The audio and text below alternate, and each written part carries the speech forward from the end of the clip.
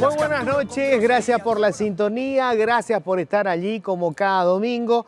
Bueno, nosotros seguimos ya con los debates necesarios antes de las elecciones presidenciales, estamos en el último tramo. Hoy vamos a estar hablando con los principales referentes de la concertación.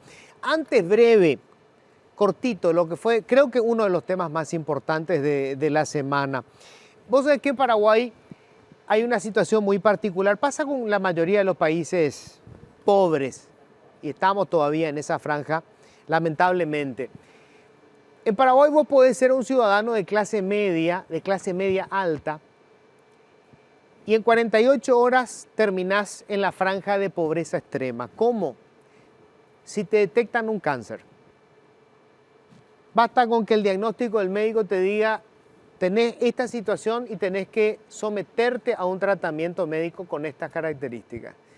Y por más recursos que tengas, por más patrimonio que hayas acumulado, vos sabés que una enfermedad catastrófica te puede llevar a la calle en 48 horas.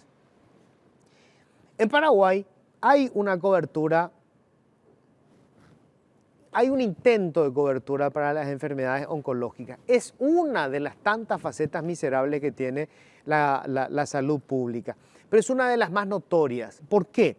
Porque obviamente cuando las personas en Paraguay, independientemente del sector social al que pertenezcan, salvo la clase alta, por supuesto, cuando se encuentra con una enfermedad como esta, tiene que recurrir al Estado. No hay forma de que vos puedas financiar un tratamiento si no es con la cobertura pública. El INCAM es la institución que se encarga, la institución pública que se encarga de tratar esta enfermedad.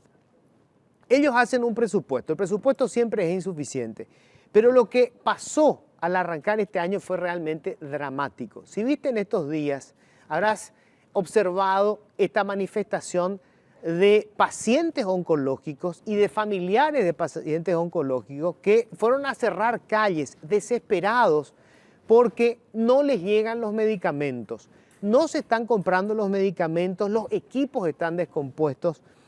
¿Qué ocurrió? En el INCAM dicen que ellos hacen una estimación de más o menos cuántos pacientes tienen que tratar y cuál es la cantidad de medicamentos que se debe comprar. Medicamentos que cada vez son más caros. Los nuevos medicamentos son mucho más eficientes, pero son mucho más caros. Resulta que la cantidad de gente que llegó superó ampliamente lo que ellos esperaban. ¿Por qué? Porque había mucha gente que se trataba en el sector privado y sencillamente ya no pueden pagar. Con la crisis económica que tenemos se fueron al sector público. Colapsó. Pero este año la cosa se va a poner todavía peor. De entrada, le hicieron un recorte al presupuesto del INCAM de 13 millones de dólares. 13 millones de dólares menos que lo que estaba presupuestado el año pasado. Y a eso se suma la estimación del incremento de pacientes como consecuencia de aquello que ya no se pueden tratar en el sector privado. ¿Cuánto más va a costar eso? En el propio INCAM están hablando de 50 millones de dólares. Es decir, para que este año tengamos más o menos la misma cobertura que tuvimos el año pasado, que es insuficiente, tenemos que inventar de algún lado 63 millones de dólares solamente para el Instituto Nacional de Lucha contra el Cáncer. 63 millones de dólares. Y vos fíjate, tenemos un presupuesto este año que está inflado en 50 millones de dólares. ¿Para qué inflaron el presupuesto? Para cubrir gastos de salario. Los mismos legisladores, oficialistas y opositores, que nos decían sin pudor que 50 millones de dólares no cambia nada y que era absolutamente legítimo dar estos aumentos de salario, hoy tienen que explicarnos de dónde carajo vamos a sacar 63 millones de dólares para que no se nos siga muriendo la gente porque no tiene un medicamento oncológico. Esa es la realidad del Paraguay. Este es el problema real, no los fantasmas que nos inventan. Este no es un problema de la izquierda, este no es un problema de la ideología de género, esta es la realidad. En Paraguay, si te detectan un cáncer, si te diagnostican un cáncer, es una pena de muerte. Señores, bienvenidos, esto es Políticamente Incorrecto.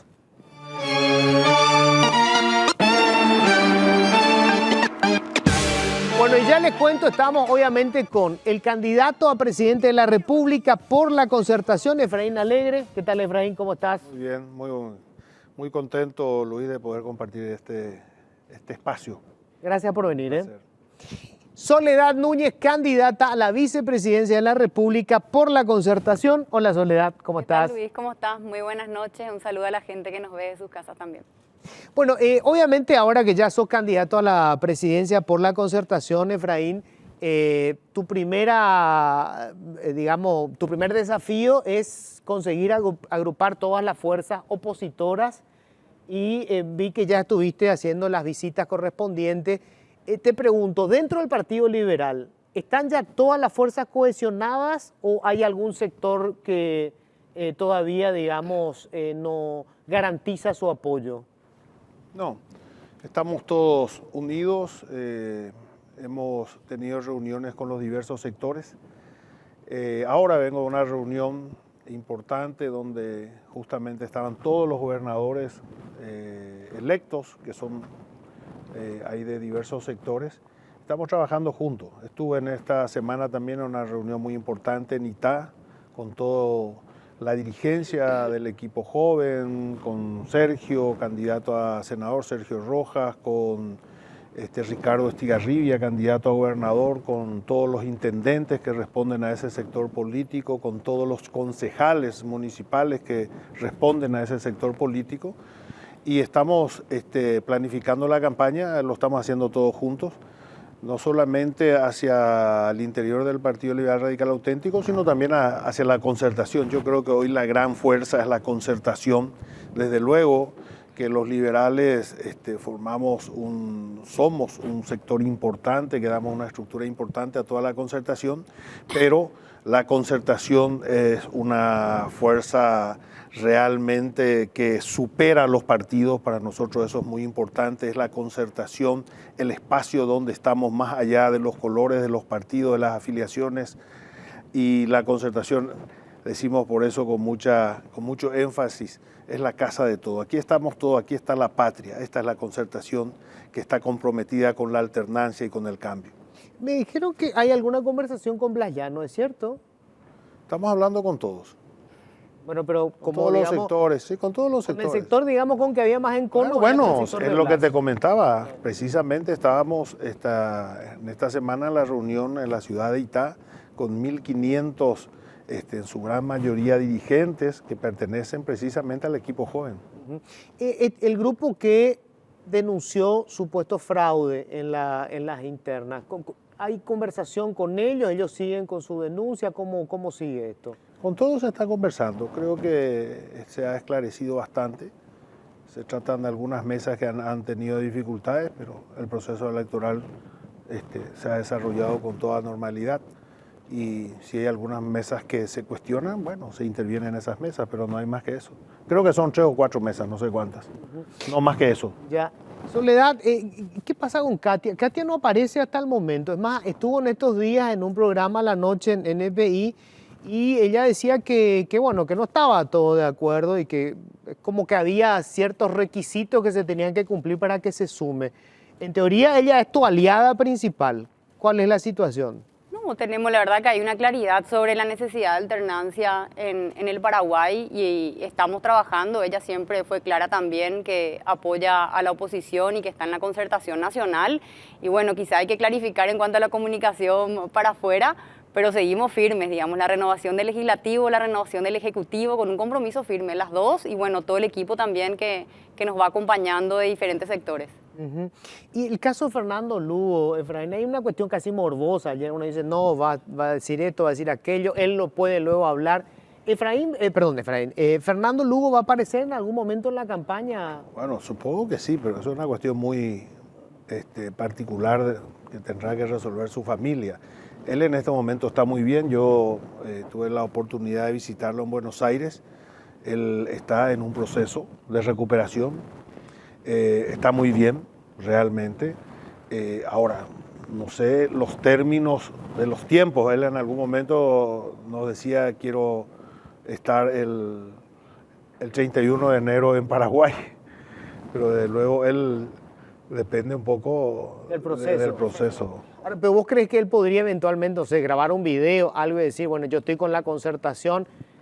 Bueno, supongo ¿Qué que, me marqué? Le supongo, peso, pero supongo tiene que, peso político. supongo que en algún momento lo hará. Ahora bien, esta discusión de que si está o no en la Concertación, un poco de desesperación de alguna gente que ve con mucha...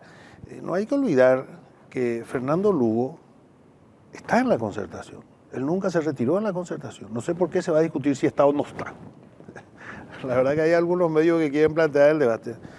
Fernando Lugo firmó la Concertación 2 días antes que él tenga su problema de salud. Estuvimos juntos en Colombia, ¿verdad?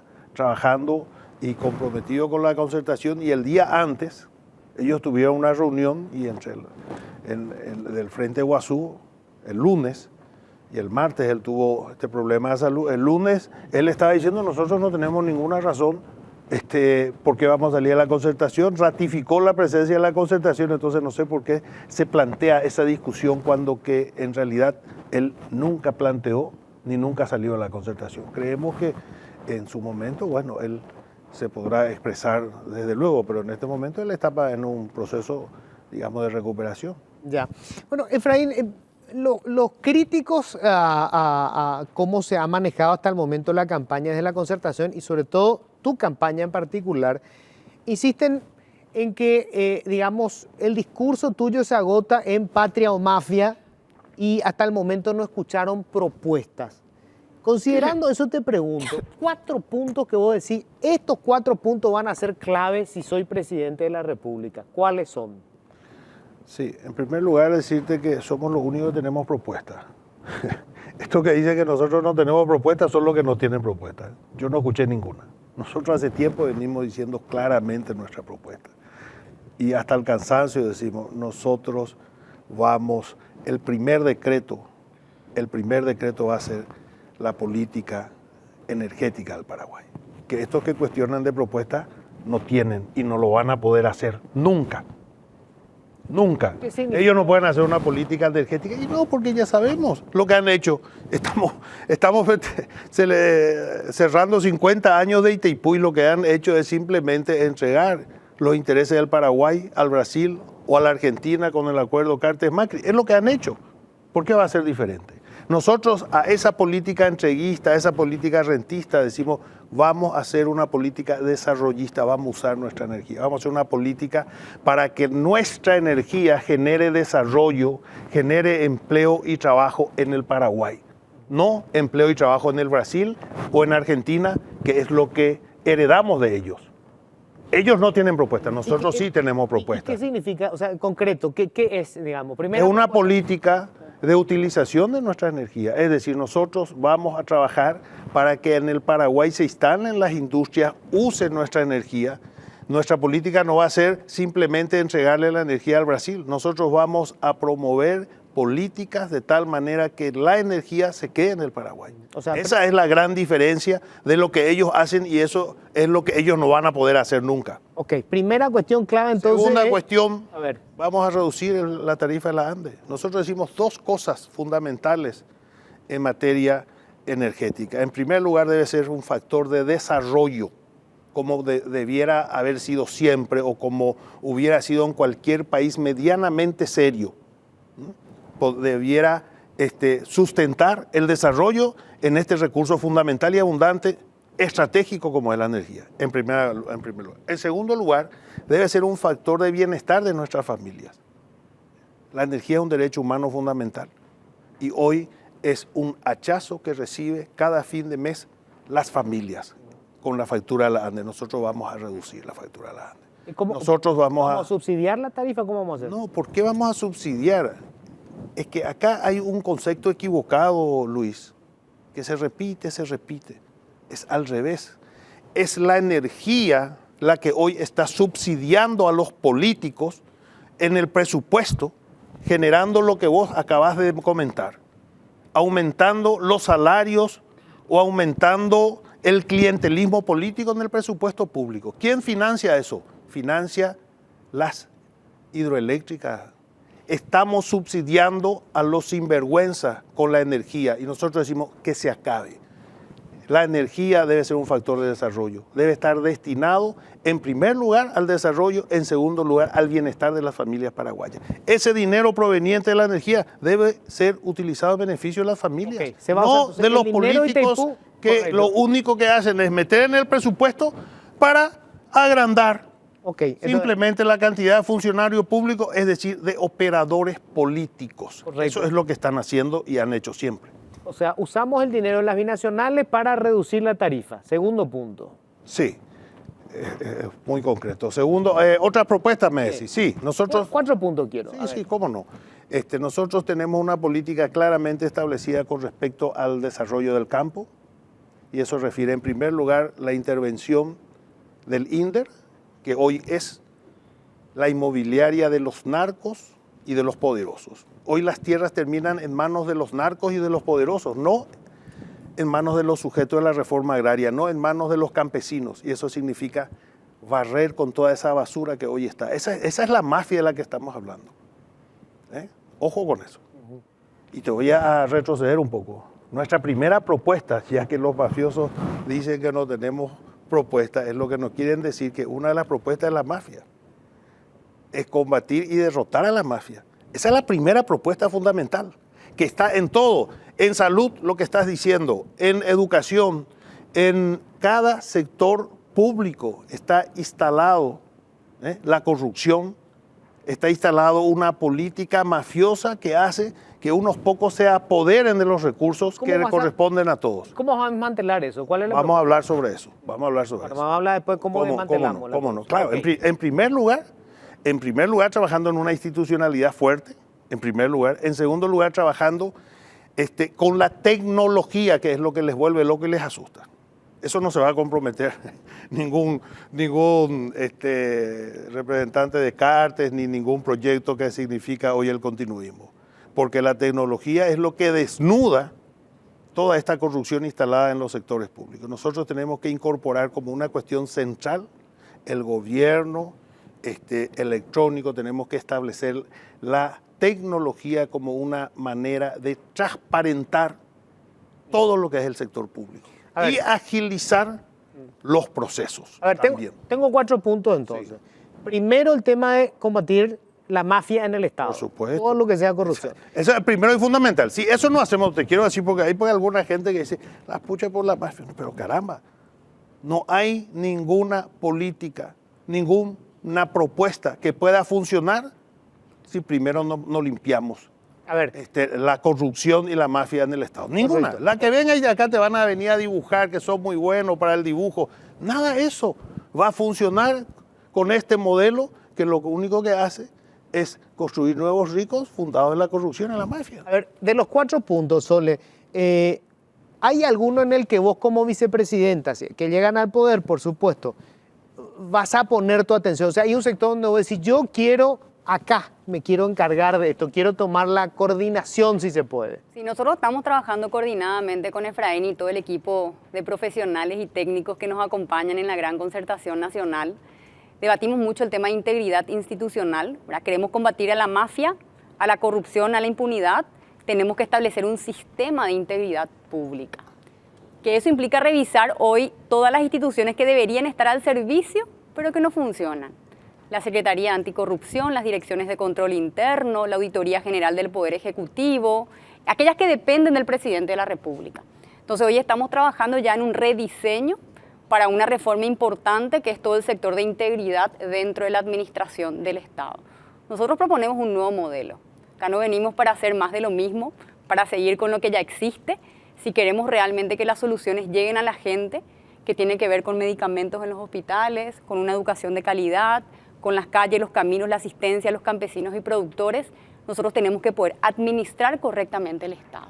Y eso implica combatir frontalmente a los vicios que están enraigados en nuestra administración pública, principalmente la corrupción, que a veces yo sé que nos llenamos la palabra en campañas electorales, la gente está cansada de escuchar que se va a combatir la corrupción porque después ven que nada cambia cuando uno llega al poder. Pero yo hay algo que le quiero dejar en claro a la gente, ¿verdad? Si seguimos eligiendo más de lo mismo vamos a tener. hoy desde la Concertación Nacional como un nuevo proyecto político planteamos de verdad venir a cambiar las cosas. Ahora, pero si hablamos de, ¿qué quiere decir? ¿La estructura del Estado va a cambiar? ¿Menos ministerios, más ministerios, creamos un nuevo ministerio? ¿Qué significa eso? No, hay que trabajar sobre la eficiencia del Estado paraguayo, ¿verdad? Hay probablemente alguna reorganización que vamos a tener, el presidente va a tener que tomar la decisión oportunamente, ¿verdad? Que nos permita modernizar la función, el funcionamiento del Estado en términos generales. El ciclo de políticas públicas tiene dos etapas fundamentales, ¿verdad? Por un lado el diseño y por otro lado la implementación. Así como decía el presidente, en el diseño nosotros podemos tener expertos fabulosos que nos diseñen las mejores políticas públicas, pero a la hora de implementar se topan con la burocracia estatal, se topan con el modelo clientelar y prebendario, faltan técnicos, el presupuesto se va disolviendo porque van a los bolsillos particulares de algunas personas y fracasa el logro de los objetivos planteados cuando uno diseña una política determinada. Por eso en la implementación es que en el centro de discusión están las instituciones.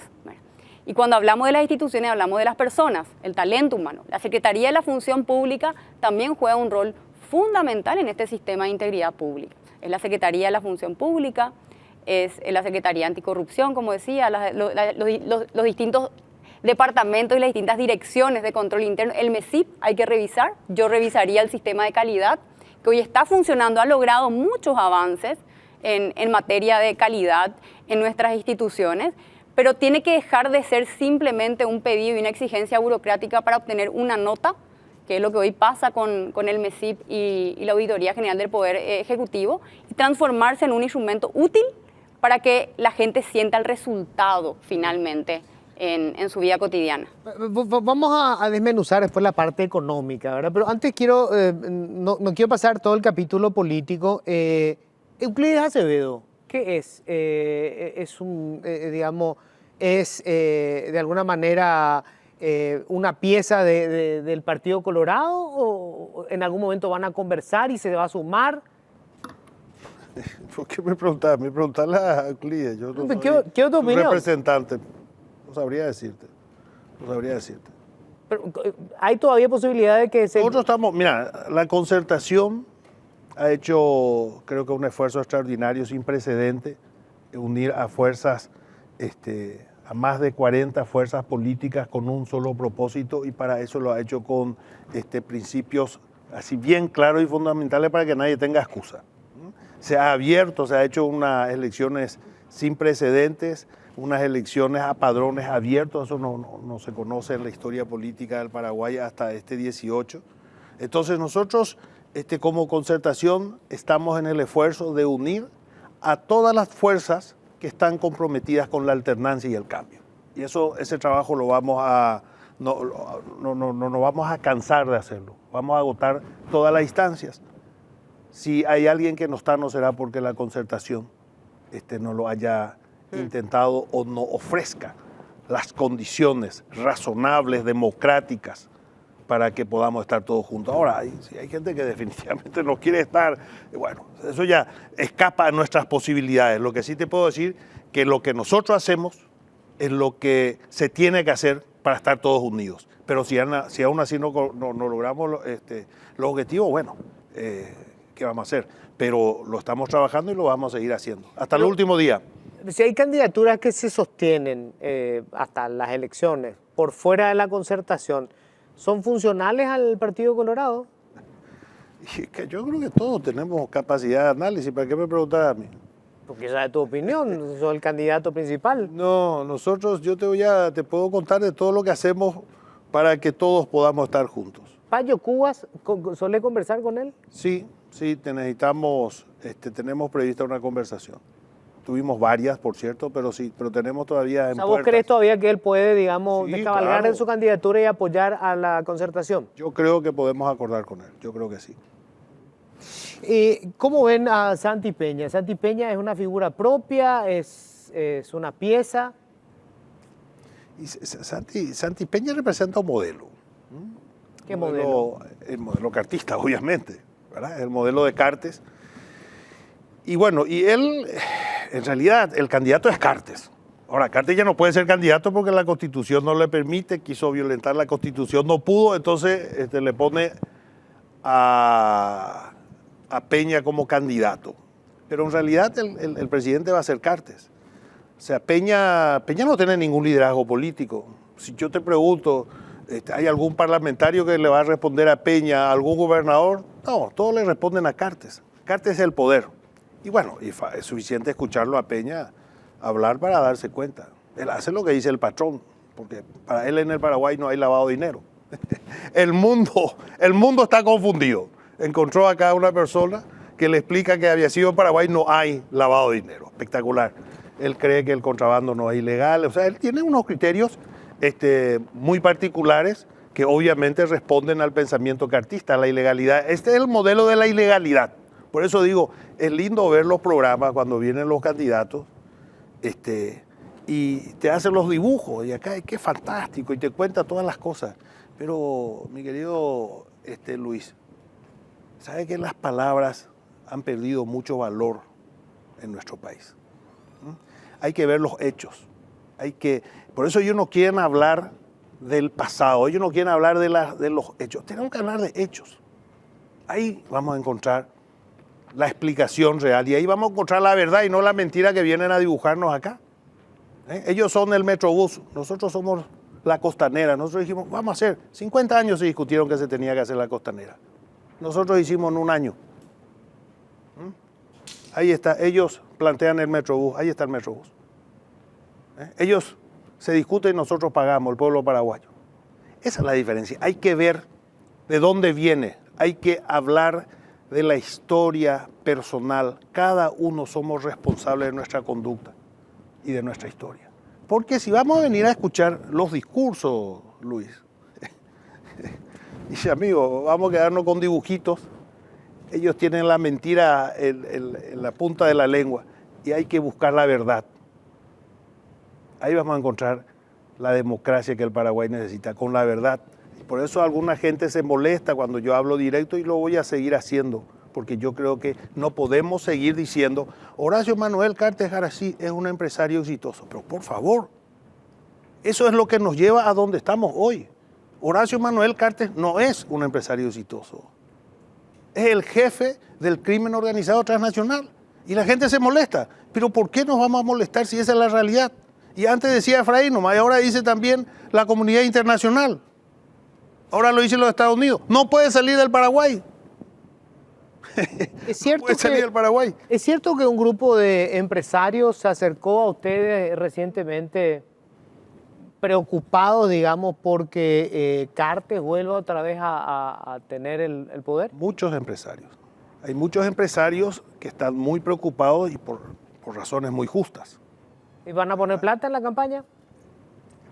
Y yo supongo que sí, porque realmente hoy constituye un peligro, no es una cuestión política, es una cuestión que hace a nuestra economía. Resulta que el empresariado está preocupado porque resulta que él distorsiona el mercado. Porque como él tiene dinero que es lo que tiene que lavar, entonces su negocio no es ese negocio, su negocio es lavado de dinero. Entonces, ¿cómo vas a competir? Los números que tiene él, que viene del lavado de dinero, entonces genera una situación que desde luego que al sector empresarial, pero no vaya a creer que es el sector empresarial alto, los grandes empresarios. Yo estuve en Itapúa recientemente, estábamos recorriendo con Soledad, y ahí nos dicen los yerbateros. Los yerbateros dicen, resulta que ahora nosotros ya no podemos más exportar, ellos exportaban a la Argentina, no podemos más exportar porque ahora el único que puede exportar es Cartes. Santo Tomás se llama su empresa. Estuve hablando con la gente de Tembiapora y me dice la pucha, dice, ahora nosotros ya no podemos más exportar banana. Porque ahora Cartes con unos amigos son los que acaparan y son los únicos que pueden exportar. Entonces Cartes se ha convertido en un peligro, no solamente político, porque afecta a nuestras instituciones, porque el tipo compra fiscales, jueces, parlamentarios, etcétera, ese dinero sucio para comprar nuestra institucionalidad, sino porque también pone en riesgo toda nuestra economía, porque él necesita...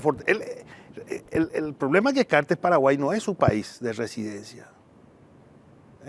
Esta es su guarida, él acá está escondido porque no puede cruzar, no puede salir al Paraguay porque se va a ir preso.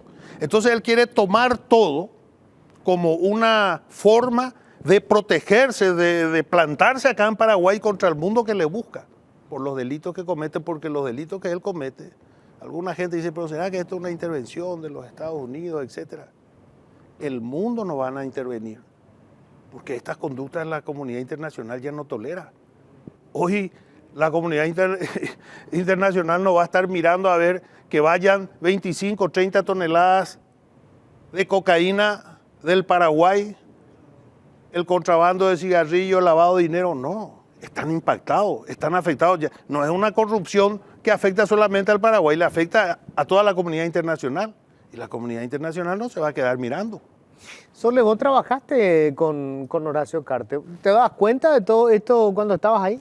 Mira, para mí fue claro o clara la decadencia de Honor Colorado como movimiento ya hacia finales del gobierno anterior, ¿verdad? Y creo que todos hemos visto cómo la naturaleza propia se ha transformado en un movimiento de defensa de ciertos intereses corporativos, ¿verdad? De un grupo empresarial, lo cual genera un riesgo tremendo para la democracia, ¿verdad? No hay ningún país del mundo donde la democracia ha sido exitosa con una concentración del poder mediático, económico y político. Y esa es la gran amenaza que hoy estamos viviendo, ¿verdad? En el siglo XXI. Por eso yo creo de que en abril del 2023 el desafío y la batalla que tenemos por la alternancia es también por salvar la democracia, ¿verdad? Por defender aquellos valores que tienen que ser los valores sobre los cuales sustentamos el desarrollo de nuestra nación, poder trabajar para tener un Estado que sea independiente, un presidente que no dependa de nadie más que del pueblo paraguayo, ¿verdad? Que no hayan hilos de poder detrás, que no existan poderes fácticos que estén dominando las decisiones, porque eso es perverso. Eso termina perturbando absolutamente toda la sociedad, nuestra economía, la cultura, afecta en el 100% de las aristas que hacen a nuestra vida cotidiana. Bueno, Efraín, un temor que tiene mucha gente, absolutamente justificado, es que si la concertación y el Partido Liberal a la cabeza de la concertación, vos sos el candidato, llegan al poder, hay una hambruna de los operadores políticos que van a querer ocupar cargos. Y lamentablemente hay algunos antecedentes, sobre todo en la administración de Federico Franco, ministros suyos que hoy están condenados por hechos de corrupción. O sea, la pregunta entonces es, ¿cómo va a evitar Efraín que no haya una aluvión de liberales que quieran ocupar cargos públicos? Yo te voy a contar cómo, ¿verdad? Pero aparte te voy a hablar de algunos hechos, como te digo, para ser coherente con lo que acabo de decirte, porque los hechos me parecen más importantes que los dichos, porque uno puede decir cualquier cosa.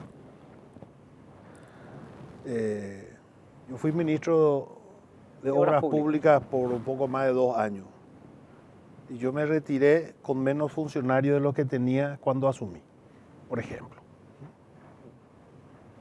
Entonces, a mí nadie me va a decir que yo llego al poder y me voy a llenar de funcionarios, porque yo ya demostré que esa no es mi forma de administrar. Hemos demostrado que se puede licitar obras públicas y se puede adjudicar y se puede trabajar sin cobrar coimas. Lo hicimos. Nosotros hemos combatido frontalmente la corrupción. Entonces, y bueno, vos sabés, Luis, ¿para qué yo te voy a contar? Dicen que soy testarudo, argel, y sí, por eso dicen. Yo no transo con la corrupción. Puede estar seguro, y la ciudadanía puede estar seguro, que nosotros no solamente vamos a trabajar con patriotismo, sino que vamos a tener una política de austeridad. Y quiero que escuchen bien, y a vos también, Luis. Nosotros vamos a hacer una política de austeridad. Vamos a terminar esta fiesta en donde los funcionarios públicos son los privilegiados. Ellos pueden tener grandes sueldos, pueden tener grandes camionetas, ellos pueden viajar al mundo. Se va a acabar esa fiesta. Vamos a poner orden en la función pública y vamos a tener una política de austeridad, empezando por el presidente de la República y la vicepresidenta de la República. Esa es la política que nosotros vamos a hacer, Luis. Vos sabés que quien vaya a ser presidente, si ustedes ganan las elecciones y toman la administración del Ejecutivo, van a tener una cantidad de bombas que le van a explotar probablemente este año. Tenemos herencia, por eso es importante los hechos. Mira, discúlpame que te interrumpa, pero es demasiado importante. Sí, no, herencia de las administraciones coloradas. Es la herencia de los que dicen que no tenemos propuesta y lo que ellos tienen propuesta. A ver, ahora contarnos el resultado de las propuestas de ellos. No hay que discutir, o sea, yo soy uno de los principales críticos del Partido Colorado. No, yo sé, digo porque nos están escuchando muchos compatriotas. Los hechos son los hechos. Vamos a tener déficit en la caja fiscal. Sí. Un presupuesto inmanejable, ya está inflado en 50 millones de dólares y el año siguiente va a ser todavía peor porque son aumentos de salario que se van a empezar a pagar en el último trimestre. En el siguiente año va a tener que pagar desde enero. Tenemos solamente 2 de cada 10 trabajadores tienen seguro social, o sea, hay una explosión de gente joven que no tiene cobertura, gente que está llegando a la edad de jubilarse y no se va a jubilar porque no tiene seguro social. O sea, hay una cantidad de demandas sociales y una situación financiera calamitosa que además tiene un nivel de endeudamiento que llegó al tope. Estamos en un 38% del Producto Interno Bruto. ¿Cómo vas a manejar todo esto sin reformas, por ejemplo? ¿O está, digamos, entre tu prioridad hacer reformas en la administración pública? Sí, en primer lugar vamos a tener una política de austeridad. Vamos a trabajar en el presupuesto, vamos a reducir y esas reducciones vamos a destinar, lo que acaba de decir, el problema de los pacientes oncológicos. Esos 50 millones de dólares hay que sacar del presupuesto y redireccionar a estos sectores que hoy están reclamando justamente un presupuesto. En primer lugar. En segundo lugar, sí, haremos las reformas que sean necesarias, claro que sí. Vamos a tener que hacer reformas. Y somos conscientes que nos esperan estas bombas producto de estos gobiernos irresponsables, que lo vamos a asumir y nosotros somos conscientes, ya lo venimos discutiendo con el equipo, que, por ejemplo, lo que acabas de mencionar en materia de la caja fiscal, son decisiones que las vamos a tener que tomar seguramente en los primeros meses. Es decir, seguramente vamos a utilizar toda nuestro capital de la victoria en atender estas urgencias. Van a priorizar esas reformas. Pero por supuesto. Vos tenés ahí la ley de la función pública. Que no son simpáticas las medidas que se van a tomar seguramente, pero sí, lo vamos a hacer porque lo vamos a hacer con patriotismo y con responsabilidad y no como están lo que hicieron estos sinvergüenzas. O sea, que nos dejan esta linda herencia. Ahora, entre ellos Santiago Peña. ¿En dónde se dispara? Porque por eso digo, veamos la historia, porque si no vienen acá a hablarte de maravillas. Me recuerda al presidente aquel que hablaba del país de las maravillas. La deuda del Paraguay en el año 2008 era de 2.800 millones de dólares. ¿Y quién lleva de 2.800 casi, no solamente duplica, 2,5, casi 3 veces? Santiago Peña. 8.000 millones. Entonces, ¿de qué nos va a hablar ahora? Ahora, esto quiere decir, Soledad, en los primeros 100 días barajamos ya esta reforma de fondo. Claro, la reforma del servicio civil también es una reforma fundamental. Nosotros no podemos seguir teniendo este sistema institucional, clientelar y prebendario. Eso se logra con reformas al servicio civil, que es la reforma al funcionariado público básicamente, desvinculando la injerencia que tiene el poder político en la administración del Estado. Nosotros necesitamos construir un cuerpo profesionalizado en cada una de las instituciones cuya única prioridad y objetivo sea resolver los problemas que le afectan a la gente en materia de salud, en materia de educación, en materia de infraestructura, etcétera, etcétera, etcétera. Si miramos la historia de los países que hoy nosotros miramos con niveles de corrupción súper bajos y que admiramos por su agilidad y la modernización, las claves en la historia han sido las reformas del servicio civil. Y eso va a requerir un gran consenso a nivel nacional, Luis, porque el Poder Judicial tiene que acompañar. No es solamente el Poder Ejecutivo, también el Poder Judicial, también el Poder Legislativo, también la ciudadanía con su opinión, los medios de comunicación generando conciencia, porque esto no es simplemente una ley que se aprueba y después el papel soporta todo y a la hora de implementar tenemos un montón de dificultades. ¿Verdad? Esto tenemos estudiado un montón de casos en distintos países, hay aprendizaje que estamos incorporando en la propuesta específica de reforma al servicio civil que estamos proponiendo como una de las grandes medidas para poder mejorar el funcionamiento del Estado. Vos hablabas hace rato del INDER. Primero, ¿hay concentración de la tierra en Paraguay? Por supuesto, claro que sí. ¿Cómo pensás combatir eso? En primer lugar, mira, empecemos con lo que tenemos y después vemos qué es lo que falta. Pero lo que ya tenemos, si le seguimos entregando a los narcos y si le seguimos entregando a los mismos poderosos de siempre, primero con lo que ya tenemos, hagamos una distribución de la tierra a favor de aquellos que por ley les corresponde, ¿verdad? Que son los sujetos de la reforma agraria, que es el campesino paraguayo, como una cuestión central y con una política. Luis, el Paraguay, imagínate, un país eminentemente agrícola, históricamente agrícola. Nosotros, me decían hoy los supermercadistas en la reunión, 900 millones de dólares sale del Paraguay para traer tomate, lechuga, frutas y hortícolas al Brasil y a la Argentina, la mayor parte de contrabando.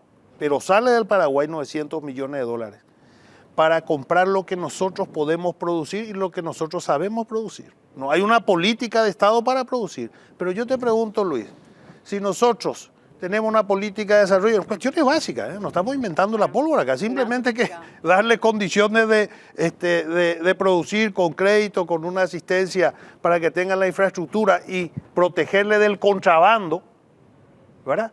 Nosotros vamos a abastecer nuestro mercado con la producción local. Imagínate 900 millones de dólares por año circulando entre los campesinos paraguayos. Imagínate lo que eso puede significar.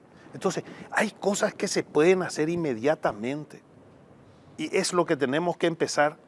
Ahí tenemos que empezar.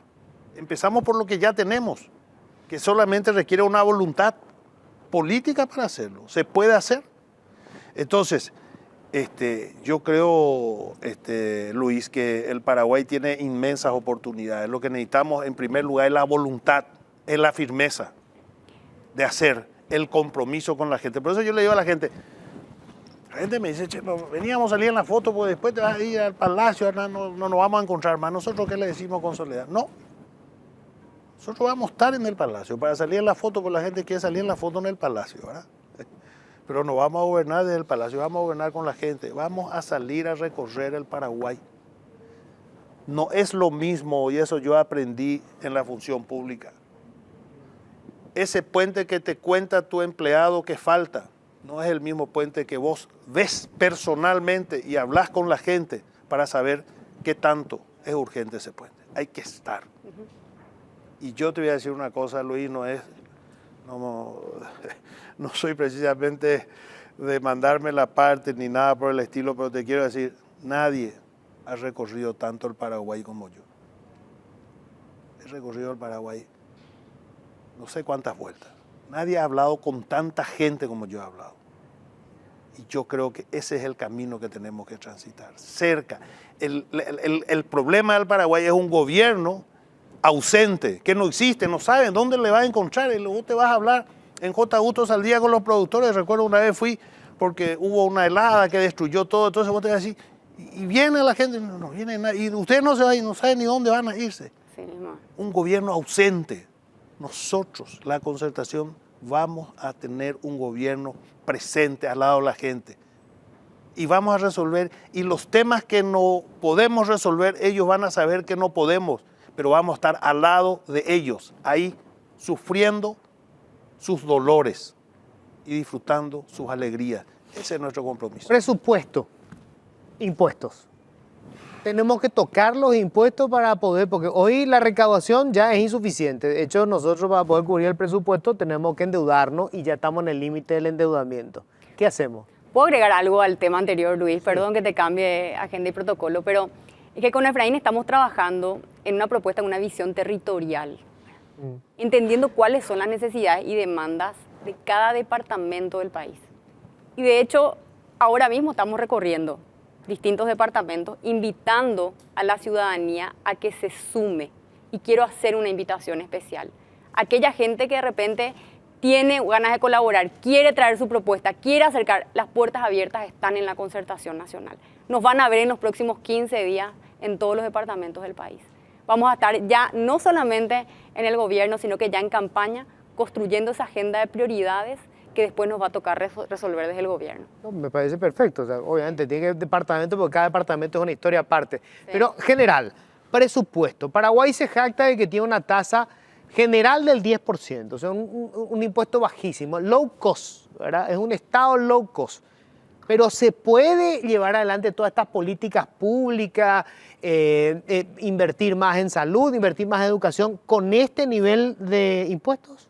La primera reacción, el primer compromiso es administrar correctamente los gastos del Estado, ¿verdad? Uno no puede plantear una reforma, digamos, tributaria o ampliar impuestos si es que no damos señales claras, que las vamos a dar en el primer año, de una buena utilización de los recursos públicos.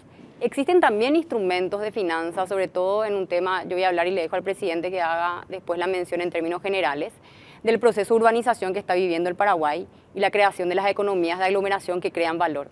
Existen instrumentos que podemos aplicarlos a nivel de los gobiernos locales que nos van a permitir acceder a recursos para financiar las obras urbanas que necesita el país.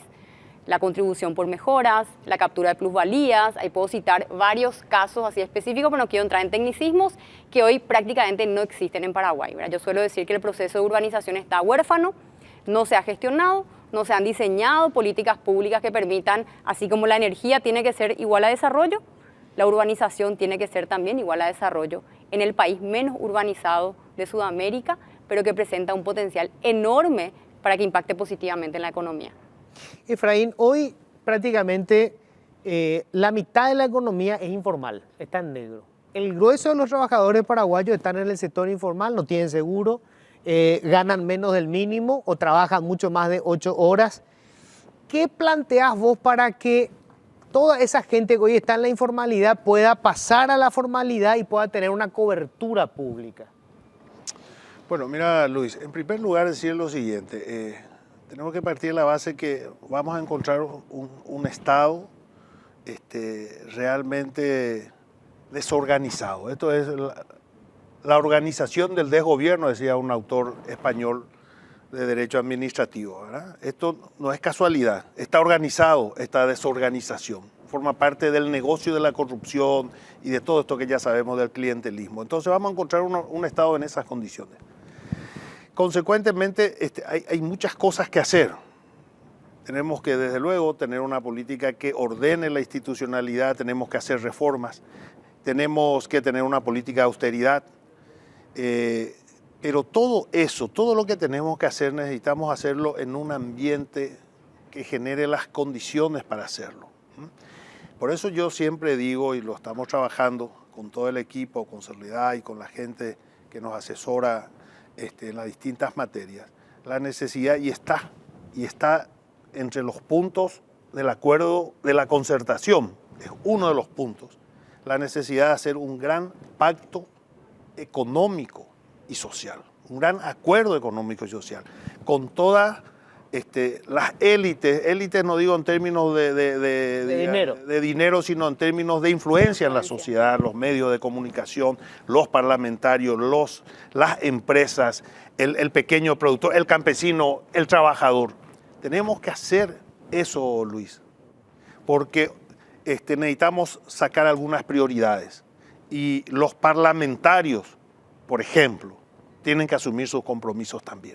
No puede ser lo que pasa hoy, lo que estaba hablando del presupuesto, no puede ser que los parlamentarios de una manera absolutamente irresponsable empiecen a tocar el presupuesto, a cambiar, a generar otra vez para su propia clientela. Dice, no, yo genero acá 500 espacios porque me va a tocar 10, 15 espacios a mí, etcétera. Entonces, necesitamos tener una responsabilidad fiscal, una responsabilidad desde el poder, y eso lo tenemos que hacer entre todos juntos. Tenemos que sacar cuáles son las prioridades, cómo recibimos en primer lugar el Paraguay, cuáles son las urgencias, estos temas que está señalando. Uno irresponsablemente podría decir, no, yo este problema voy a tirar porque el problema de la caja fiscal, ¿verdad? Uno hace proyecciones y bueno, ¿cuándo se va a producir la gran explosión? Y bueno, y según algunos se produce en el 2028-29. Entonces uno podría ser irresponsable, como son los que nos dejan estos monitos al próximo gobierno. Puede ser irresponsable y decir, bueno, que se vea el que viene en el 2029, 28. No, nosotros lo vamos a hacer en el vamos a utilizar nuestro capital político para atender los grandes problemas nacionales. lo vamos a hacer con responsabilidad, pero tenemos que hacer en un gran acuerdo, Luis. Y en ese acuerdo tenemos que mostrar eficiencia.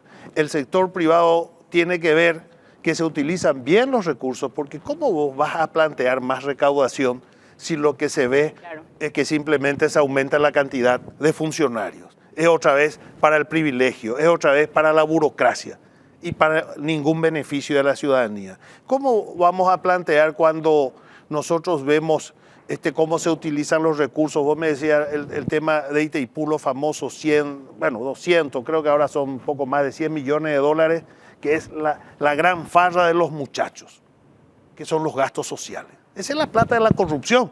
Por eso no quieren ellos que ese dinero se controle. Ellos tienen. Entonces, todo eso, tenemos que poner un orden, Luis, y lo tenemos que hacer entre todos. Reforma educativa. Esto es algo que lamentablemente se politizó, se construyó un fantasma, la ideología de género, murió todo. O sea, todo paralizado y tenemos los peores resultados, no solamente de América Latina, está entre los peores resultados del mundo. ¿Qué hacemos con eso? ¿Cómo tocamos un tema que se ha complicado tanto justamente porque se construyeron todos estos monstruos, ¿verdad? Todos estos fantasmas, ¿no? Acá la ideología de género, ¿no? Acá van a querer que el aborto, ¿no? ¿Cómo hacemos para seguir, o cómo hacemos para empezar la reforma educativa? No, y es cierto lo que decís, Luis, no hace falta mirar tantos indicadores para darnos cuenta de que la educación está en terapia intensiva en nuestro país. Yo suelo decir que le vendemos una falsa ilusión de educación a muchos jóvenes que reciben el título al final del tercero de la media, pero ese título no es sinónimo de conocimientos y de aprendizaje para que ellos puedan desarrollar todo su potencial. Y estamos desperdiciando un talento enorme que tenemos en nuestra sociedad, ni qué decir truncando muchos sueños de miles de jóvenes que estoy segura nos están viendo y que hoy aspiran a ser ingenieros, médicos, arquitectos, pero que no pueden seguir ese camino. Entonces tenemos que trabajar en un cambio en el sistema educativo. Por supuesto, utilicemos la palabra que nos haga sentir más cómodos para poder trabajar y modificar los procesos de aprendizaje y que nuestros chicos tengan en nivel básico, que aprendan matemáticas, que sepan ciencias, trabajar también, por supuesto, la reforma del servicio civil toca directamente también la reforma educativa, porque necesitamos docentes en aula, no docentes que sean operadores políticos. Y muchas veces vemos que la partidización de la educación, la politización de la educación, el sistema clientelar que se ha apoderado de la educación es en gran parte la causa de estos indicadores pésimos que tenemos, Luis. Entonces vamos a trabajar en esa línea, la tecnología, la innovación, así como traemos el cambio en la política, la innovación también nos va a acompañar en la manera de hacer política desde el gobierno. Es fundamental poder tener propuestas innovadoras metodológicas, de docencia, aprendizaje con los chicos, fortalecer los bachilleratos técnicos. Bueno, acá podemos hablar muchas cosas, estamos poniendo sobre la mesa. Pero hay que empezar de cero entonces, o sea, esto que el proyecto de transformación educativa se descarta y se vuelve a foja cero. Hay que ver qué nos dejan, Luis, ¿verdad? Hay mucha incertidumbre que solemos hablar con el presidente, ¿verdad? No sabemos qué nos van a dejar a ciencia cierta, ¿verdad? Sabemos lo que escuchamos, lo que nos cuentan, lo que nos quieren decir. Ahí el 1 de mayo seguramente vamos a acceder a mucha información que nos va a permitir tomar las mejores decisiones y tomar lo bueno que se ha hecho, trabajar en un gran consenso donde las familias tienen que estar en el centro de conversación, toda la comunidad educativa, los directores de escuela, los docentes, los padres, las madres, también los adolescentes que puedan participar, tomando las decisiones que tengan que ser las mejores para nuestro sistema educativo a nivel nacional. China pone como requisito para poder tener un acuerdo diplomático, es decir, para poder entablar relaciones diplomáticas, romper con Taiwán, porque para ellos es una provincia rebelde. ¿Vos tenés una posición asumida sobre esto, Efraín? Sí, te voy a decir enseguida. Antes quería... Educación. un poco agregar, está perfecto lo que dice Soledad, estamos absolutamente. Simplemente agregar porque transmite un poco la política de la mentira. Se ha construido una tremenda mentira detrás del tema de la educación y eso no puede ser. Eso demuestra la hipocresía y la irresponsabilidad de sus actores, ¿no? Del cartismo, convirtiendo una cuestión tan sensible. ¿Qué puede ser más importante que la educación de nuestros hijos? Convirtiendo en una causa política, no ética, porque obviamente el cartismo no nos va a enseñar ética, ni de familia. Entonces, en primer lugar, decir... en la línea que decía recién Soledad, vamos a trabajar en una educación, vamos a hacer las reformas que sean necesarias, y con el pensamiento de Ramón Indalecio Cardoso, la escuela activa.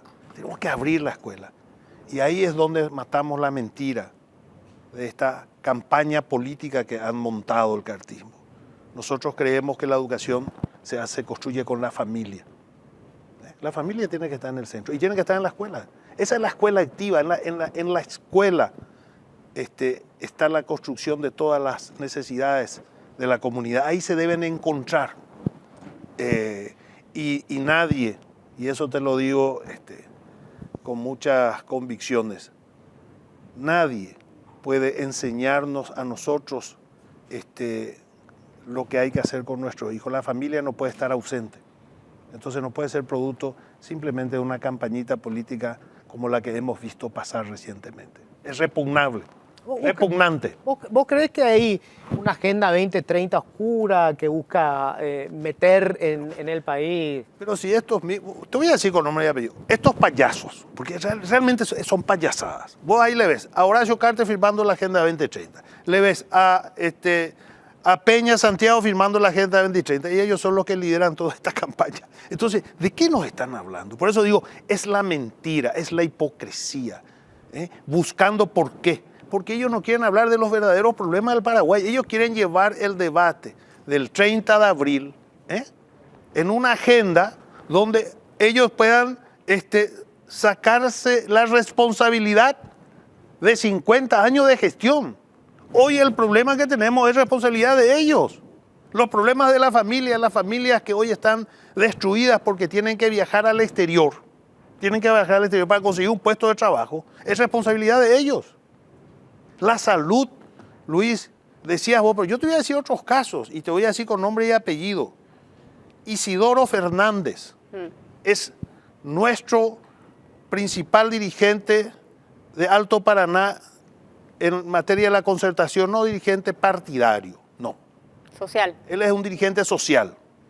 Tuvo la desgracia de tener un accidente en moto. Se rompió las dos manos, los dos brazos, los pies, los dos. Estuvo 15 días internado, vegetando. Y gracias a Dios le pudimos llevar al Brasil. Y nos dijeron, pero ¿cómo ustedes nos traen esto? No sabían si nos aceptaban o no. Dice, pero este señor está hace 15, 20 días, no tiene ningún tratamiento.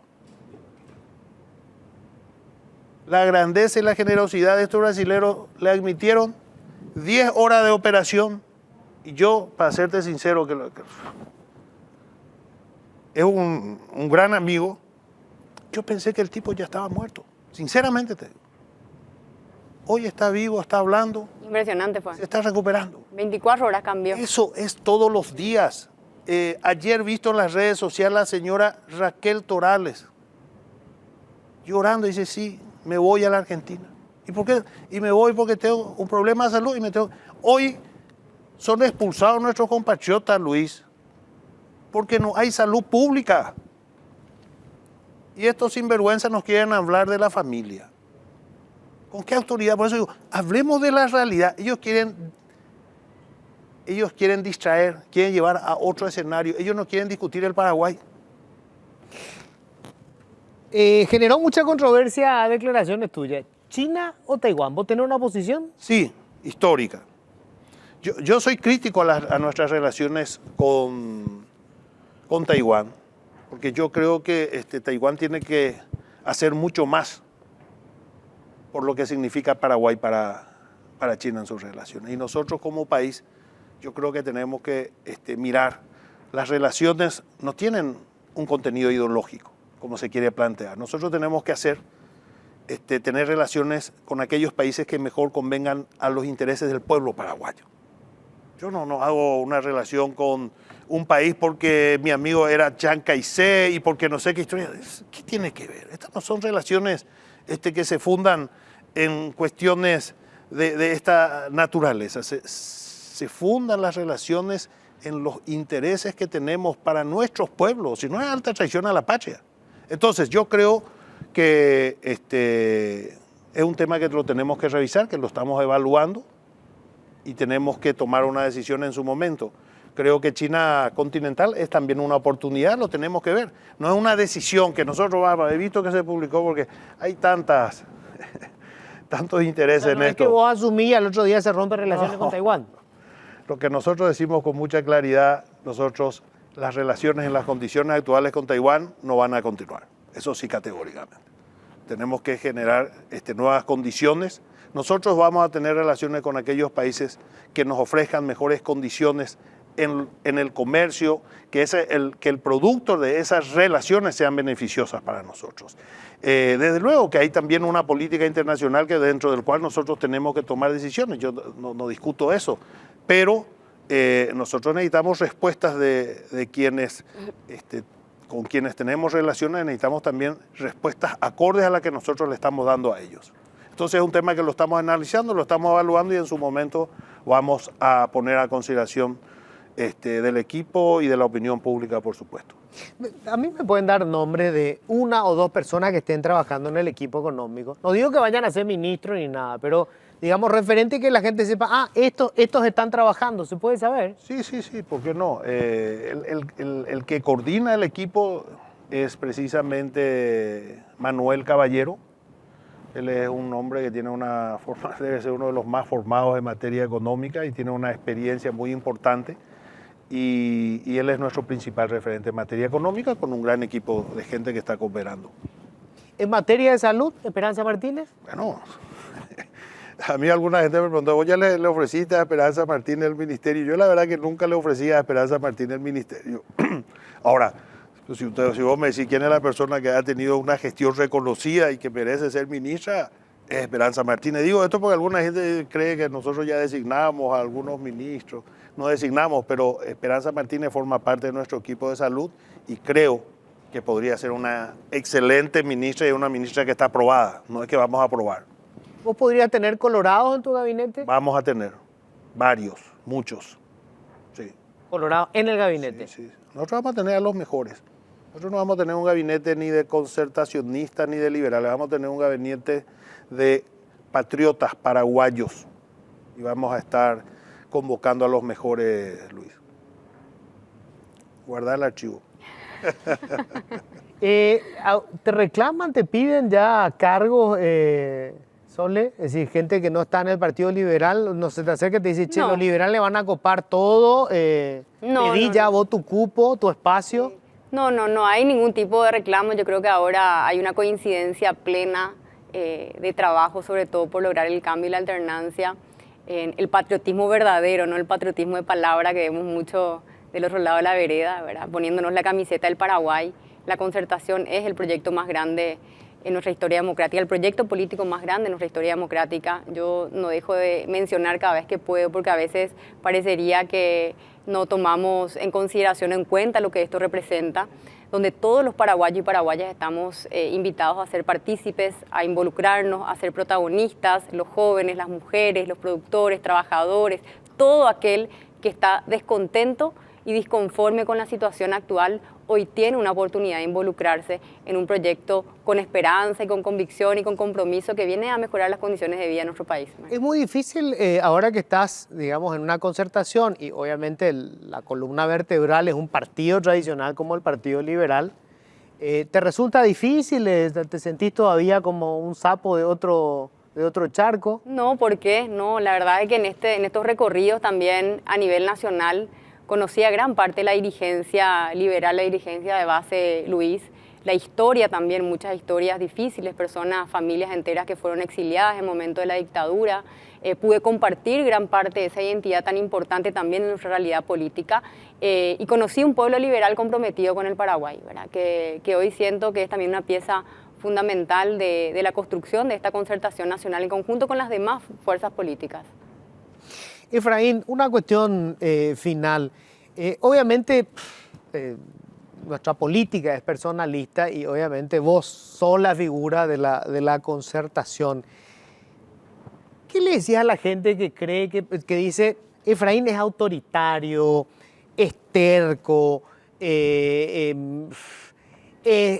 muy difícil concertar, conversar? ¿Qué le decías a esa gente? Primero si es cierto o no, ¿verdad? Porque no sé. Que soy terco es cierto. ¿verdad? Son ¿Autoritario? Autoritario no.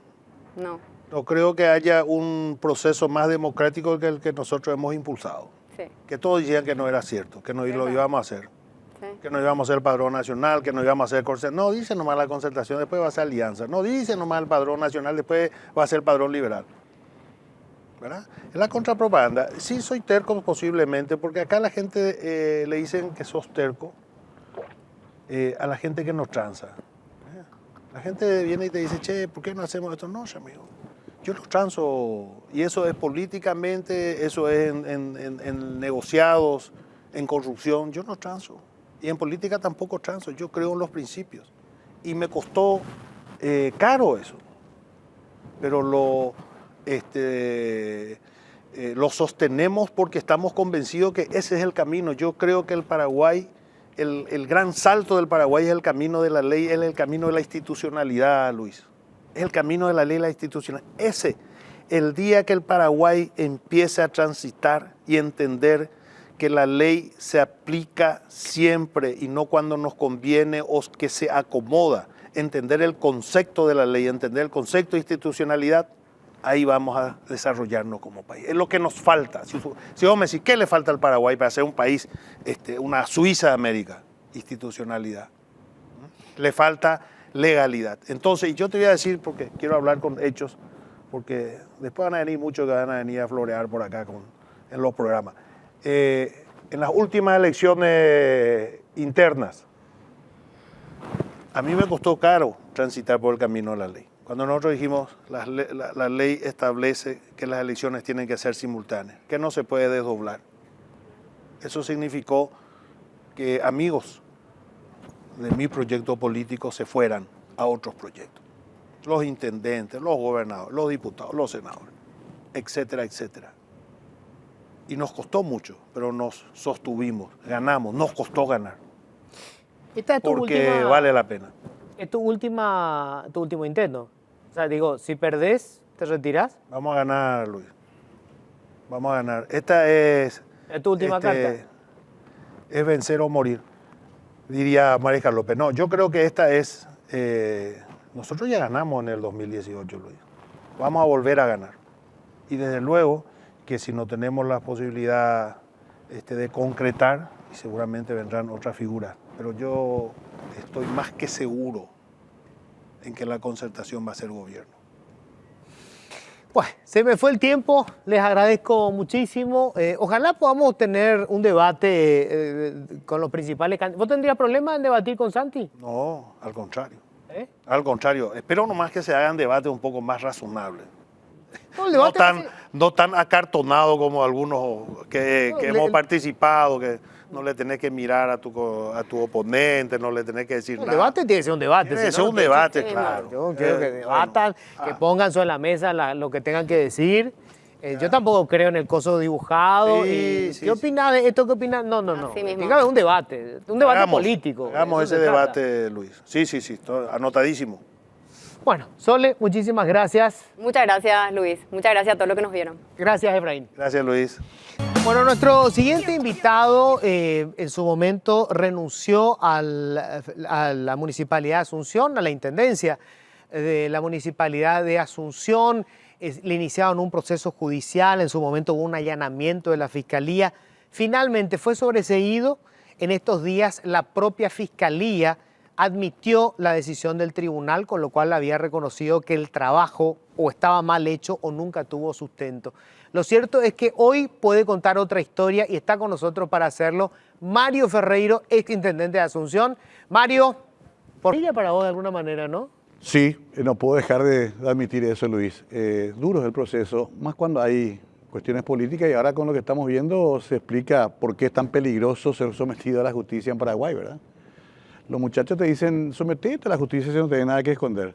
Bueno, el problema es que te pueden jugar de esa manera, ¿no? Y bueno, pero estamos bien con Marle, con los chicos, fueron 3 años. Vos sabés que mi sentencia absolutoria salió justo el día en que cumplíamos 3 años del allanamiento a la municipalidad. El mismo día, 19 de diciembre de 2019, salió la sentencia el 19 de diciembre de 2022. 3 años. Bueno, en estos días, no sé si por ahí ustedes no estuvieron haciendo el seguimiento de la información, se estuvo publicando una serie de chats a través del WhatsApp, ¿verdad? Entre, sobre todo, Camilo Suárez y, por ejemplo, Arnaldo Samaniego, fue tu antecesor en la Municipalidad de Asunción. Aparecían Dani Centurión, que hasta ahora está, creo, como asesor en la Presidencia de la República. Y conversaciones en las que Camilo Suárez habla de las gestiones para poder llevar adelante este operativo, que fueron aquella WhatsApp que era un papel en realidad, ¿no? Que se exhibió, donde supuestamente se demostraba que había una caja paralela, recaudaciones, etc. Esto es lo que se estuvo haciendo público en estos días. Te pregunto, Camilo Suárez, ¿te pidió algo, Mario, en algún momento? O sea, te dijo, mira, quiero esto, vos no le diste y a partir de ahí empezó a montar esto que se vio. Mira, primero quiero explicar, esto es muy importante, esos datos que están apareciendo. Están en la carpeta fiscal. Claro, o sea, ese es un teléfono que él presentó. Sí, claro, es un teléfono. No es que se pinchó ni no sé nada. cómo entendés, pero la gente importante que lo entienda. Sí, sí. No es que se hackeó, no es que fue una investigación, no. Él entregó como parte de lo que él quería usar para pruebas en contra mía en el juicio. Dicho sea paso, no sirvió de nada, se presentó, se habló ahí, porque se presentó una parte que era la vinculada con mi caso. Pero había sido que, ni yo lo sabía, la verdad que yo soy uno de los más sorprendidos, se descargó todo. Inclusive lo que se borra se descarga. Claro, porque eso ocurrió así. Él entregó el teléfono, él había borrado todo esto. Sí, aparentemente. Pero después los técnicos de la fiscalía, pues todo lo que a mí me informaron, los técnicos de la fiscalía Traen completo. Trajeron completo y está en la carpeta fiscal en el 7º piso del Poder Judicial. Tiene Está, cada parte inclusive. está ahí en la carpeta. Bueno, y esto es lo que se publicó. Sí, y bueno, nada. A ver, esta es una historia tan larga que no quiero también perder tanto tiempo. Voy a sintetizarte con lo siguiente. Él tenía un planteo de que había que pagarle un dinero. Yo nunca entendí por qué o para qué, una suerte de indemnización. Comenzó a exigir, llevó algunos programas de televisión, inclusive te acordarás, Rodolfo González, Bruno Masi, no pasaba nada. Hasta que, por lo que vemos ahora, se consiguió, digamos, el apoyo necesario para echar a andar esto. Se consiguió una fiscal que se anime a allanar una municipalidad. Se consiguió el concurso político necesario y el apoyo. Y por lo que ahora sabemos, la idea era varios frentes. Caso EMPO, caso de elección de confianza y caso también coacción, supuestamente. De esos 3 casos que ellos impulsaron, ahora vemos cómo lo hicieron. Uno ya salió con absolución, el otro está todavía esperando este año un juicio. Es un caso más insólito porque se habla de que yo le mandé advertir algo a través de terceros y en la grabación no aparece ni mi nombre. Y la otra es la de EMPO, que está con un sobreseimiento provisional, que tampoco se entendió muy bien por qué se hizo, porque ya estaba todo para que se haga el sobreseimiento completo. Esa fue mi herencia, fueron las 3 pesadas cruces que me pusieron, y ahí entré en un problema grande porque la imputación, si bien se dice no produce agravios, Luis, sí es una condena social muy fuerte. Sí tenemos un problema de no entender la presunción de inocencia en Paraguay y hago autocrítica, nosotros los comunicadores tenemos ese problema también. Y sí me creó problemas laborales y de toda índole, hasta administrativos, porque te volvés un paria. Cuando estás acusado de algo tan grave como ser ladrón de la cosa pública, te volvés un paria. Tuve que hablar mucho con mis hijos, tuve que pasar una época muy difícil de falta de oportunidades laborales. Los auspiciantes te dicen, ¿sabes qué? Cuando resuelvas vas a venir. Bueno, ahora voy a irme, 3 años después. Entonces sí me causó un gran... Pero eso todavía era tolerable. Pero lo que se está viendo ahora ya es casi criminal. Porque es de una alevosía que yo he visto pocas veces, de un ensañamiento casi con una conducta psicopática, que sí ya es digna de estudio y además con el concurso de autoridades muy altas. Acá ellos tienen que explicar. A mí me dicen, explícame vos los chats. Le digo, es como pedirle al que te apuñala, al apuñalado, decirle explicar por qué te apuñaló, no sé. Pero acá hablaron todos, o por lo menos él dice que hablaron todos. Habrá que explicar y me imagino que en una instancia judicial va a preguntar Luis alguna vez. O si no, va a quedar todo igual. ¿Cuál fue el peor momento, Mario? Yo me sentí muy mal. El día del allanamiento yo evalué mi situación, hablé mucho con Male. Por supuesto, hay sectores políticos que dicen, no, aguantá, vamos a resistir, vamos a aguantar. Pero yo ahora agradezco haber renunciado porque ahí sí que hubiese sido una muerte lenta y por lo que vemos ahora, con una conspiración tan brutal, hasta virulenta. Yo ya sabía que no tenía el apoyo en la Junta. Esto ya se había hablado también en Cámara de Diputados. Estaba todo organizado para que en 3 o 4 o 5 días termine todo. Entonces, no fue fácil ir al día siguiente y decir renuncio. A la noche le dije a Male, terminó. Y ella me aceptó también por los chicos también. Yo tenía en ese momento 2 chicos muy pequeños, ahora ya son más grandes. Ese momento fue difícil. Y fue muy difícil también toda esa etapa posterior a la imputación, porque me hacían llegar también posibilidades como que me hagan prisión preventiva, de que me allanen en la casa. Yo me recuerdo a mí mismo caminando por mi casa mirando la cámara de seguridad si no venían a buscarme, ¿verdad? No sabía ni por qué, pero en esa confusión tan grande te entran todas las paranoias posibles. Y después vino la pandemia. Si algo faltaba, conseguí un laburito. Agradezco a mucha gente, a los Correa, de Top Millennium, agradezco muchísimo a Norman Harrison, que después me dio también un trabajo digno, y últimamente Marcelo Fleitas, pero fue gradual también, porque se genera una desconfianza, Luis. ¿Qué es lo que pasó? Además, era tan brutal el ataque. Después apareció un famoso audio que justamente acá se difundió, donde ya comenzaban a aclararse ciertas cosas. El famoso Operación Masacre, querés plata o plomo, eso comenzó a un poco a equilibrar las cosas, pero todo ese periodo previo fue muy duro y fue muy difícil también hablar con mis hijos y explicarles toda la situación y decirles que podría ocurrir lo peor. Eso lo dije hasta el día de la sentencia. Esa mañana antes de irme, Male le agarró a los más chiquitos y le dijo, papi, vaya a escuchar si es que va a volver o si se va a ir preso. Entonces no son cosas sencillas las que me pasaron.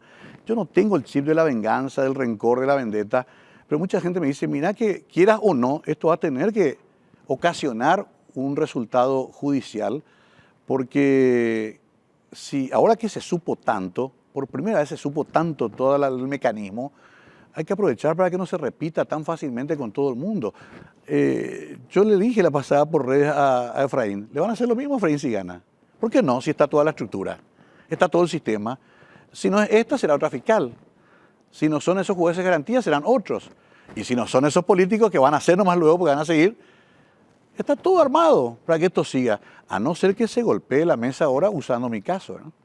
Claro, yo creo que esto no puede pasar desapercibido, o sea, no puede pasar por alto, no podemos pasar por alto esto, Mario. Lo que tenemos es una radiografía completa, porque quiero insistir con esto, este documento sale de la Fiscalía, sale del teléfono de Camilo Suárez y la desgrabación se hace en la Fiscalía. Esta documentación estaba ahí en el teléfono suyo. Entonces, no puede decir que alguien le inventó en su teléfono. Entonces, es una descripción de cómo se usó al Poder Judicial para derribar a un intendente. Sí. Si mañana puede ser para derribar a cualquiera. A cualquiera. De hecho, esto es interesante, ya no se discute lo más el contenido de esos chats. Ahora están discutiendo ellos si, por qué se sacó.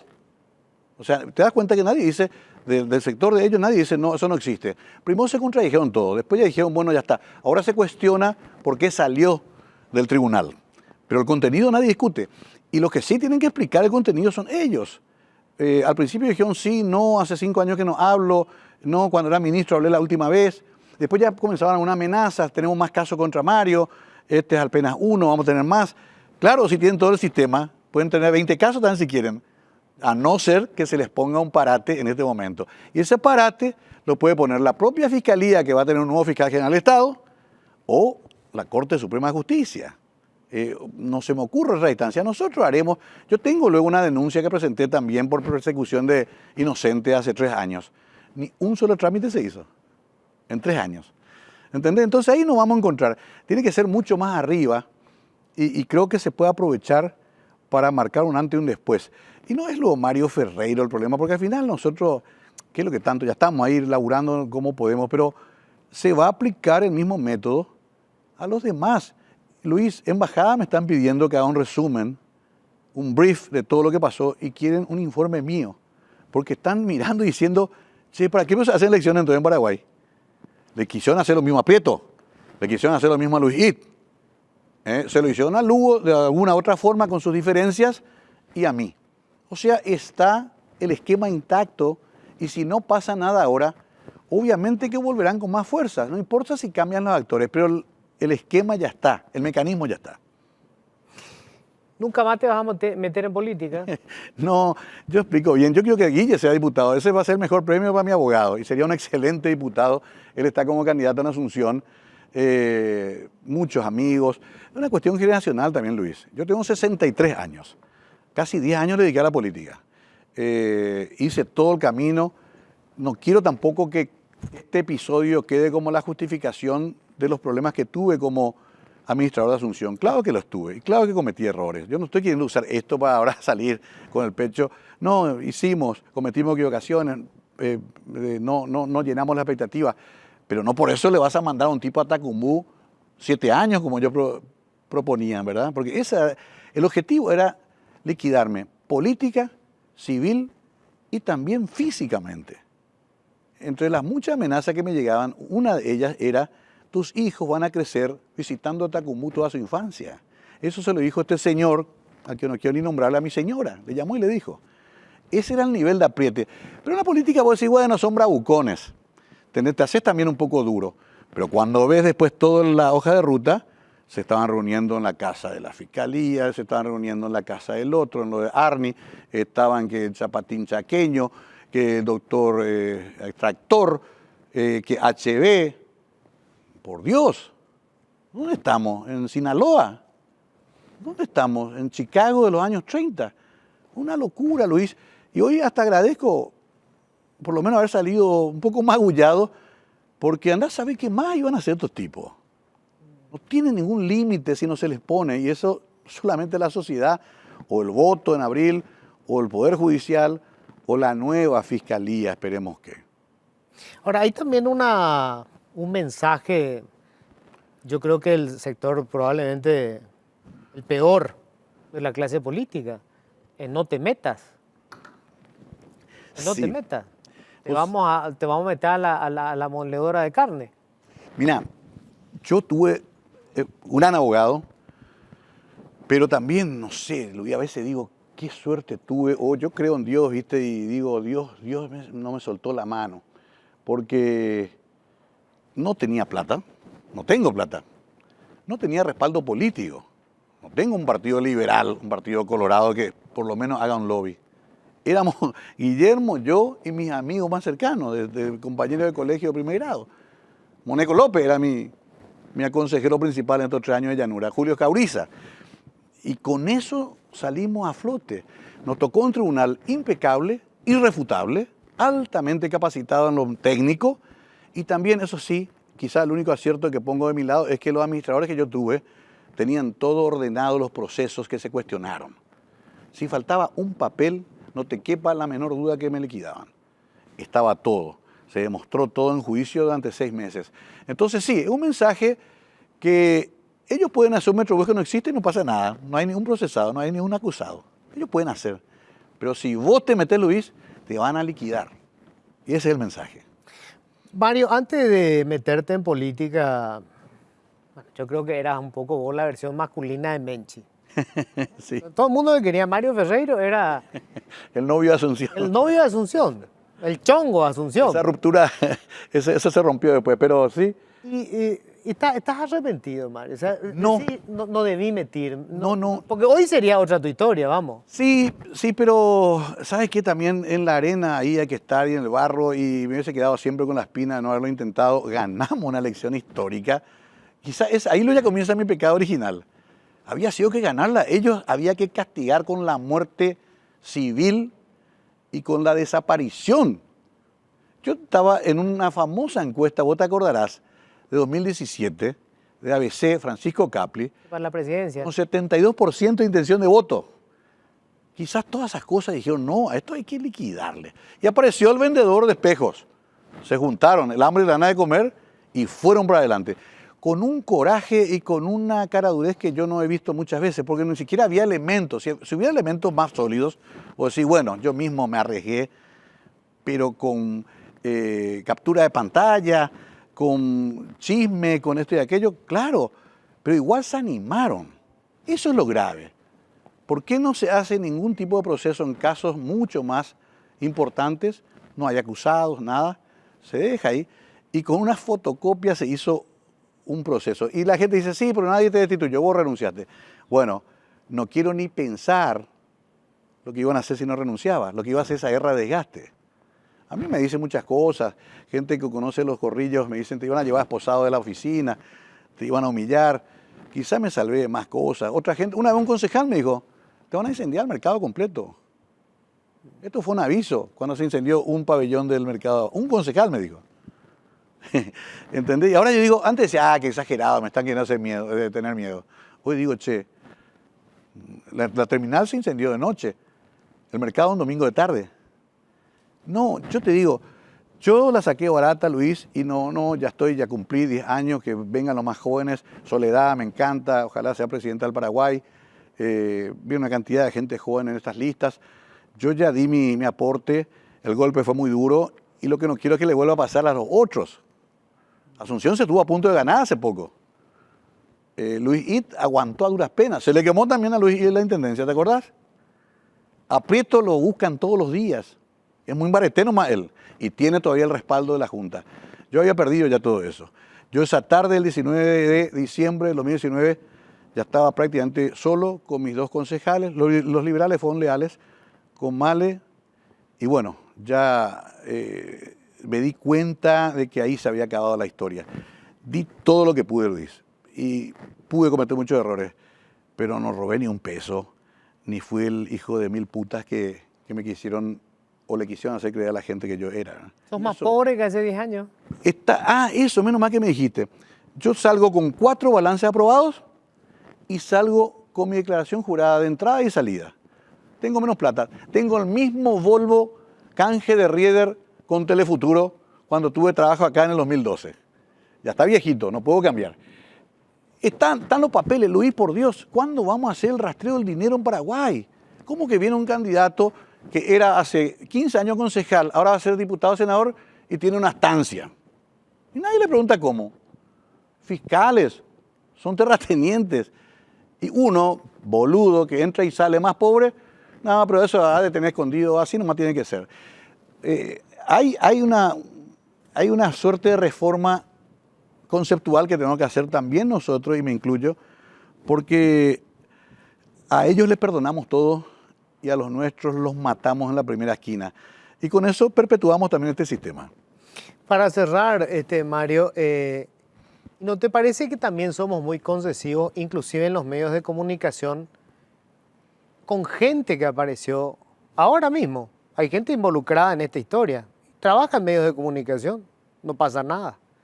Periodistas que fueron echados por casos de corrupción de sus medios y terminan trabajando en otros medios y dando cátedra de moral. Vos sabés que sí. Si vamos a autocrítica, claro que tenemos que comenzar por ahí, porque somos de este gremio, ¿verdad? Pero nos pasa en general como sociedad. Es cierto que hubo algunos avances, pero no son suficientes. Reitero, y con esto también cierro yo mi explicación de esta historia. Yo soy el más sorprendido por los detalles. Siempre supusimos esto. Pero yo, te lo juro por mis hijos, ni siquiera al terminar el juicio tenía la noción de esto que ha publicado Juan Guy Lescano. Esto a mí me supera, pero absolutamente, porque es ver en carne viva todo el operativo mafioso nauseabundo que se hizo. Y me pongo a pensar, lo seguirán haciendo. Mientras vos y yo hablamos, estos u otros tipos estarán haciendo lo mismo para otros motivos, para expropiarle a un pobre hombre de su casa, para permitir que alguien no se presente en una lista, o para ver ya cómo se le va a joder al que llegue al gobierno. Esto hay que parar, Luis, porque yo me salvé, pero no creo que todos se salven. Mario, te agradezco muchísimo. Gracias, Luis.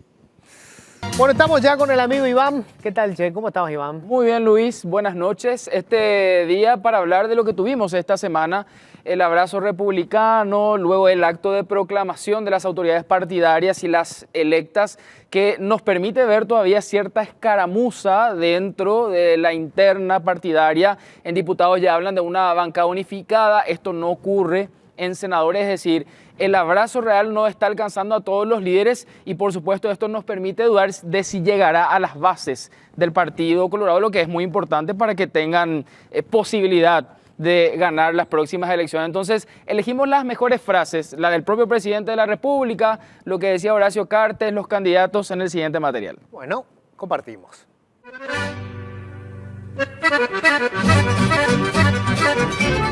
El tradicional abrazo republicano llegó de la mano de Santiago Peña y Arnoldo Vince, aunque en ese mismo momento las tensiones se hicieron sentir y se pudo entender que la unidad tiene condiciones. Le he pedido a Santiago Peña que pida a sus legisladores que apoyen el juicio político al ministro Antonio Fuentes. Creo que es una señal que el país y el Partido Colorado espera de respeto a la institucionalidad. Queremos una justicia justa, transparente, porque cuando no hay justicia corre riesgo la democracia, corre riesgo la paz en nuestra república. ¿Como movimiento no apoyarán entonces este pedido de juicio político? Nosotros no estamos acompañando, no lo acompañamos en el mes de diciembre cuando se planteó en la Cámara de Diputados, y la posición del movimiento ha sido esa. En Cámara de Diputados, los colorados anunciaron que este año la bancada irá unida, a diferencia de lo que pasó durante los últimos 4 años. Pero en senadores, donde las diferencias son más marcadas, todavía no se ha logrado la unidad. Esta semana se llevó a cabo el acto de proclamación de las nuevas autoridades partidarias y de los candidatos electos. Los principales líderes del movimiento Fuerza Republicana estuvieron ausentes, haciendo el vacío a Horacio Cartes. De hecho, ese mismo día, Mario Abdo Benítez dijo que en muchas ocasiones se limitará a guardar silencio. No quiero yo destruir, yo voy a construir, y voy a construir con mi visión, y en muchos casos voy a construir con mi silencio. Pero hoy yo no voy a emitir ningún juicio y no voy a ser un obstáculo para la unidad de mi partido, porque por sobre Mario Abdo Benítez está la nación paraguaya, y yo creo que la gran herramienta que tiene la nación, a pesar de los errores que pudimos haber tenido en nuestra historia, sigue siendo el coloradismo. Yo creo que el coloradismo es la mayor herramienta que tiene la nación paraguaya para su desarrollo.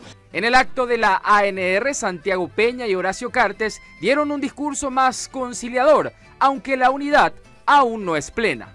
Desde este nuevo histórico lugar, la Casa de los Colorados, llamo a todos los correligionarios a una sincera unidad en torno a nuestros principios republicanos.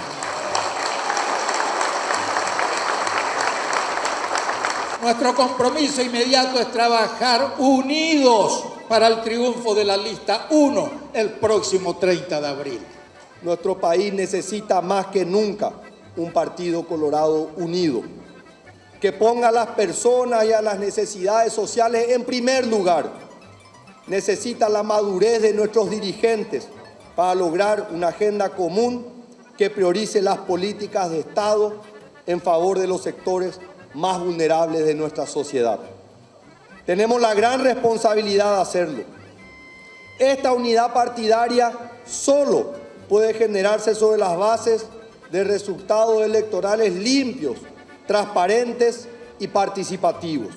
Olvidemos los caprichos y los personalismos y prioricemos la verdaderamente importante para el país.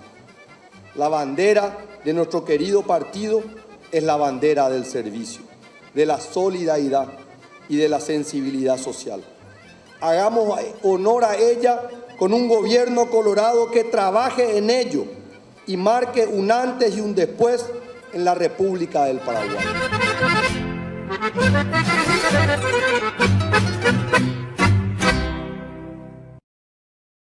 Bueno, tengo que decir que el presidente Abdo cumplió con lo que había dicho acá, ¿eh? Que no se iba a abrazar, Él no incluso se te iba a pasó la mano en ese momento. Sí. Él dijo que no, se comprometía, digamos, básicamente a que no se iba a abrazar con Horacio Cartes y hasta ahora no se dio. Sin Le hizo embargo, el vacío este. lo que dicen los candidatos ganadores de su movimiento, Fuerza Republicana, es que él les indicó que trabajen por la lista 1. Claro. Pero no se abrazó a Cartes, que es lo que ya había prometido. Habrá que ver si esto tiene o no sus consecuencias. Esto está empezando. Gracias, caballero. A usted, señor. Bueno, hasta acá llegamos nosotros. Gracias por la sintonía. Que tengan un feliz resto de jornada.